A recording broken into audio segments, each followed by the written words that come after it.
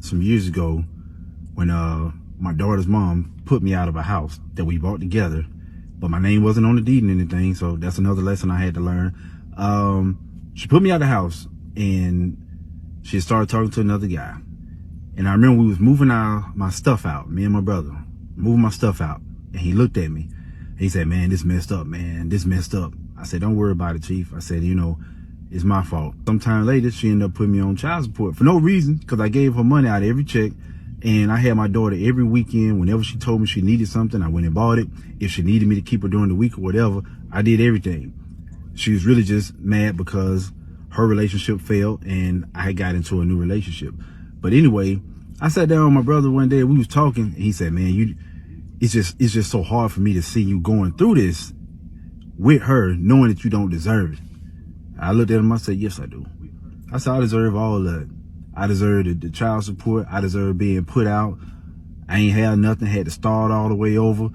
I took a heater from the house we were in just to keep myself warm because my utilities wasn't gonna be cut on for another week. She told me to bring it back. That's just how it was." And he said, "What you mean?" I just looked at him. I said, "Look, dude, before me and her started talking, I knew she had a stank attitude. I knew certain things about her and the way she moved that I decided to look past because I wanted to see the good in somebody. Because me, I know my past. I haven't always been right, and I wanted somebody to see the good in me. So I gave her a chance. But even through that chance, she didn't do anything to ease my mind as far as my concerns, but it started to show more, and I kept looking past it. I said, "You might feel like I didn't deserve to get put out that house. You might feel like I didn't deserve to get put on child support or any other stuff that she started dragging me through." I said, "But the fact is, I am the reason that I went through that stuff, because I knew at that point, even though I couldn't know what was going to happen in the future, I knew enough at that point in time that we didn't need to have a future. If she got pregnant once, she had a miscarriage. That was my chance again. Life was trying to let me off the hook. And that's what happens in life sometimes. You get the warning signs, and sometimes you catch a break. And if you be hard-headed and you're determined to do what you want to do, you got to be ready for the consequences." So I didn't sit back feeling sorry for myself and saying, "Oh, I don't deserve this. I don't deserve that." I had to be a man. I had to say, "You know what? That's my fault. I got to learn.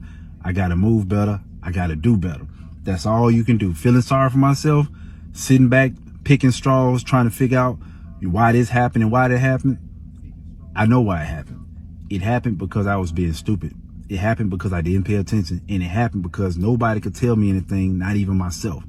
This is exactly what maturity looks like. This is a testimony to why you should never, ever ignore the red flags.